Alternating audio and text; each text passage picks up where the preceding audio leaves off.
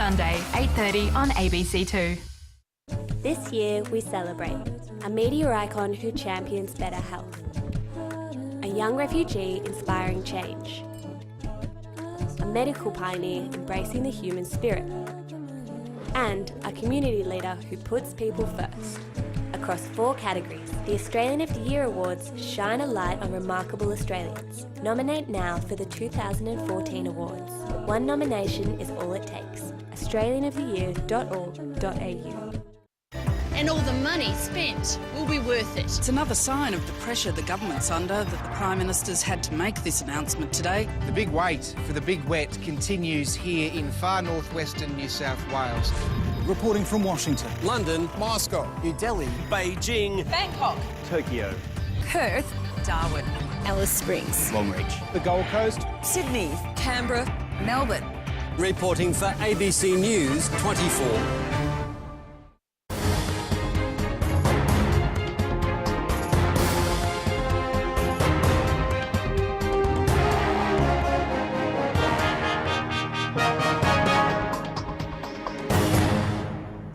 Welcome to Australia Votes. I'm Lyndall Curtis. Tonight, inflation has slowed a little in the June quarter as the government looks to update economic figures before the election. I'll speak to the Shadow Treasurer, Joe Hockey, and later the Education Minister, who puts his level of optimism about negotiations with Victoria on school funding at a 6 out of 10. Also tonight, News Exchange Votes with Matt Cargill. Lyndall, ahead on NX Votes, the federal government says it'll continue with plans to send more asylum seekers to Manus Island despite disturbing allegations and changing a narrative. Political messages reworked and reimagined online. We're asking whether memes can be an effective form of political protest. Can they hijack political messages? And do people pay attention to them? Let us know your thoughts. You can use the NX hashtag on Twitter. You can tweet us at ABC News 24 or me at Matt Cargill, or search for ABC News 24 on Facebook. It's back to Capitol Hill in a moment. First, here's Catherine Stolarczyk with a check of the news headlines. Thanks, Matt. Nurses around New South Wales have walked off the job today as part of their campaign for extra staff, especially in critical care areas. The state government says it's given nurses a 2.5% pay rise, but doesn't support the demand for increased nurse-to-patient ratios in hospital wards. The nurses have been holding a rally at Sydney's Olympic Park. They say the strike is necessary because patient care is being compromised and lives are at risk. Some people can die. Also, without having a right amount of nurses on a ward, our patients miss out on necessity things like pressure area care, so they end up with severe bed sores on their bodies, or we have people who die. We have lots of things go wrong. People can miss out on medications, they can miss out on having their pad changed, and they might have to sit in urine and faeces all day because there's nobody around to help. A senior Catholic Church official has admitted he didn't tell police about pedophile activities by priests, despite urging dozens of them to resign. Father Brian Lucas is giving evidence at an inquiry into clergy sexual abuse in the Hunter Valley. Lucy McNally is there. Father Brian Lucas is the Secretary-General of the Australian Bishops' Conference. He's the most senior man in the church to give evidence to the Canine inquiry here in Newcastle so far. His background is legal, he was trained as a lawyer and he became a priest in 1980. 8 years later, he was involved in the establishment of a committee that was set up to deal with priests who'd had allegations of sexual abuse made against them. He's told the inquiry that he dealt with about 35 different priests, persuading them to give up the job and leave the ministry. But he's been asked at length about why he didn't take these matters to the police. He said that the main thing was that once these men were no longer priests, they didn't have access to children. However, counsel assisting Julia Lonergan has really pushed him on this and said surely these men could still go to playgrounds and hand out lollies and have access to children in other ways. Now he's going to be giving evidence for the rest of the day and more tomorrow. He's a very important witness and there are many people here to see him today. The Duke and Duchess of Cambridge have spent their first night at home with their new son. The third in line to the throne made his first public appearance on the steps of St Mary's Hospital in London. As the crowds cheered, the royal couple told waiting journalists that they were still working on a name for the young prince. Well, he's got a good pair of lungs on him, that's for sure. He's a big boy, he's quite heavy, but we're still working on a name, so we'll have that as soon as we can. But it's the first time we've seen him, really, so having a proper chance to catch up and see. The baby's appearance capped off a day of pomp and ceremony in the British capital. Tom Maher has gone public with emails he sent to the Parole Board of Victoria challenging them to answer why his wife's killer remained free despite breaching parole conditions. Adrian Bailey was free on parole at the time he raped and murdered ABC staffer Jill Maher on a Melbourne street last year. Mr Maher called the board members cowards in his second email after his first one was ignored. Victoria's Police Chief Commissioner Ken Lay has conceded that the state's parole system is broke. Last week, Adrian Bailey appealed the 35-year minimum life sentence he was given for the rape and murder of Jill Maher last September. Notorious child killer Derek Percy has died in a Melbourne hospital without revealing any new information about past crimes he's suspected of committing. The 64-year-old suffered from lung cancer and died in the early hours of this morning. Percy was declared criminally insane in 1969 over the abduction and killing of 12-year-old Yvonne Toohey. He was also a suspect in other infamous child murders, including the disappearance of 7-year-old Melbourne girl Linda Stilwell in 1968 and the 3 Beaumont children in Adelaide in 1966. Percy was Victoria's longest-serving inmate. And an old mine shaft at Outback Coober Pedy is being excavated by South Australian police in a new search for a 16-year-old girl missing for more than 2 decades. Karen Michelle Williams was last seen in the early hours of August 4th in 1990. Police said the teenager spent the night out with friends at a disco at a local hotel, and it was believed she was dropped off by a young local man sometime between 5 a.m. and 6 a.m. With the case of her disappearance unsolved, police last year offered a $200,000 reward for information leading to an arrest. And that is the news, and now it's back to Lyndall Curtis in Canberra with Capitol Hill.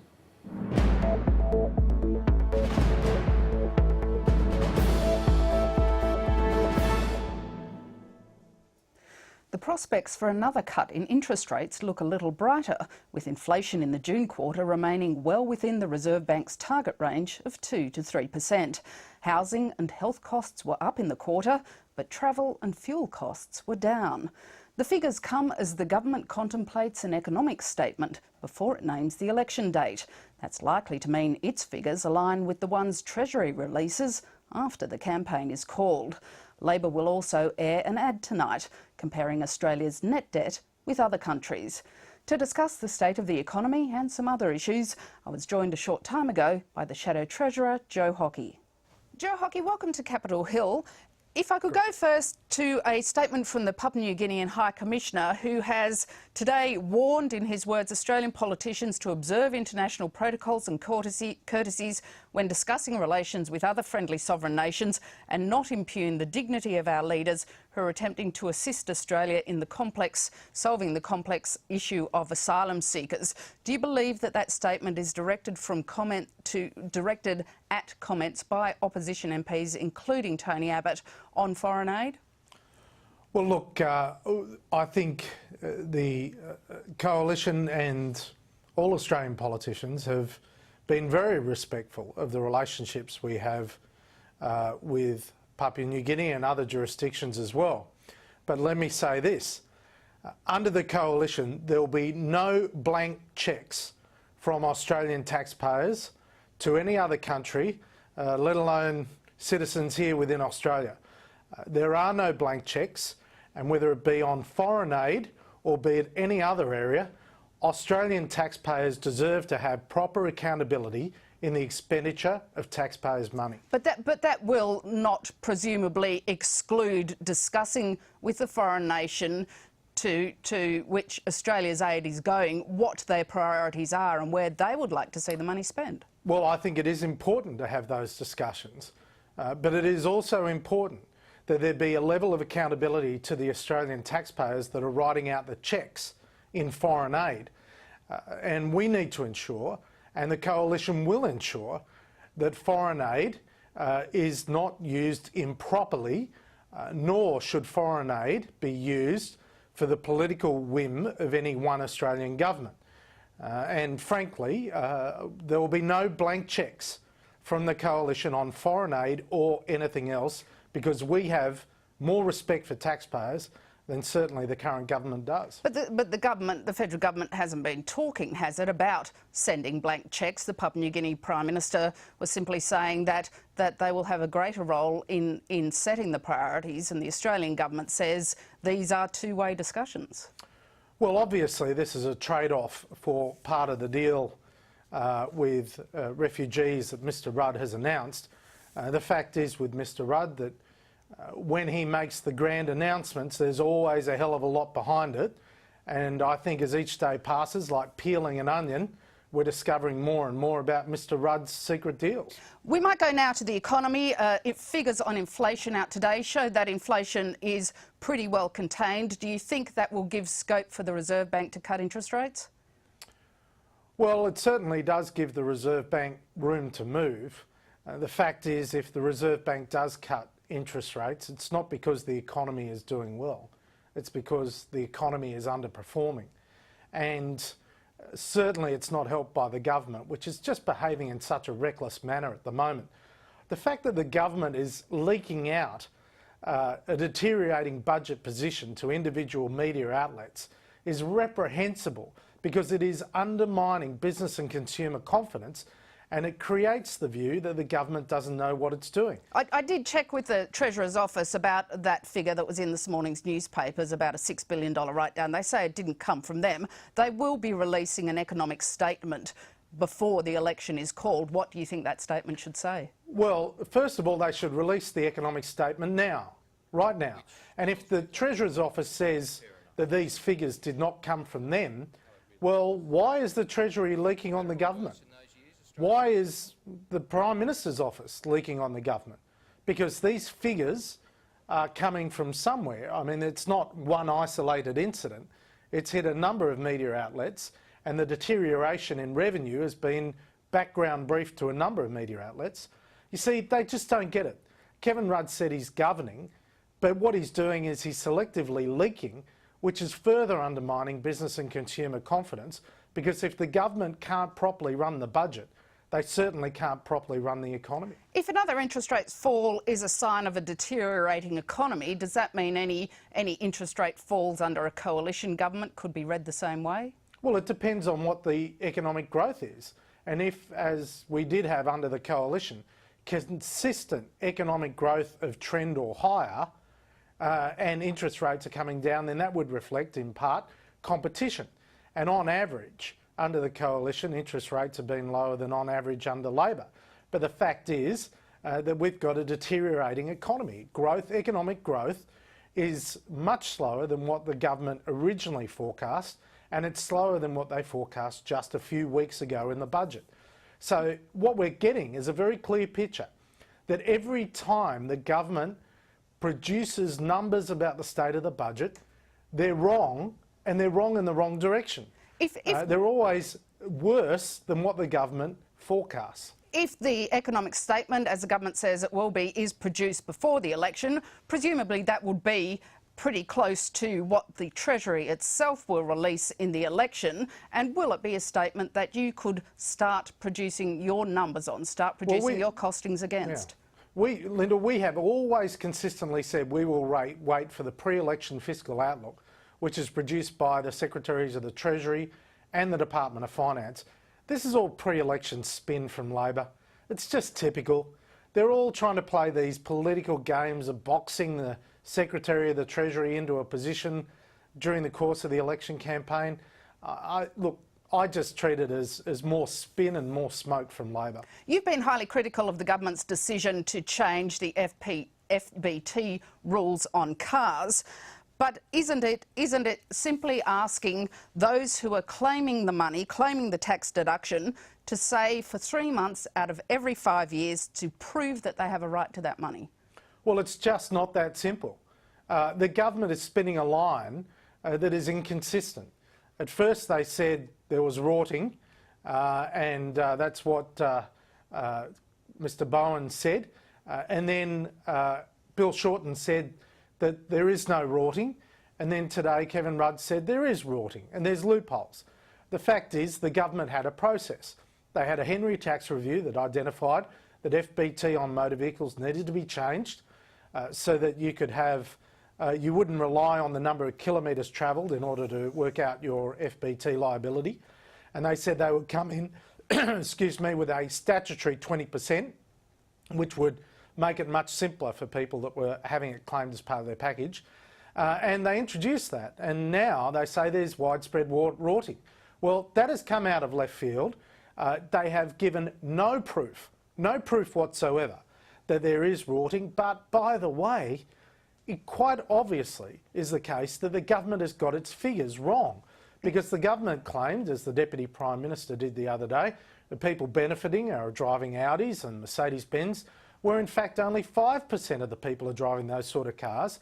75% of the people that are claiming it as salary packaging, a motor vehicle, are in fact earning less than $100,000 a year, and most of them are in fact driving cars of $35,000 to $40,000 of value. If I So could if ask they've got their figures wrong, Lyndall, how can you trust Labor on anything?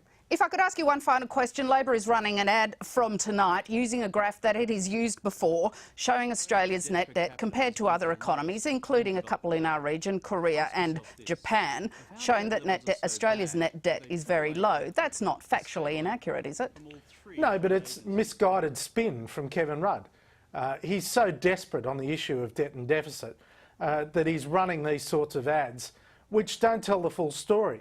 The fact is, that under Kevin Rudd, we had the fastest growth in government debt in modern Australian history. But it grew much faster in a lot of other countries. And under Kevin Rudd, who inherited $70 billion in net assets, we are now facing debt that will exceed $300 billion.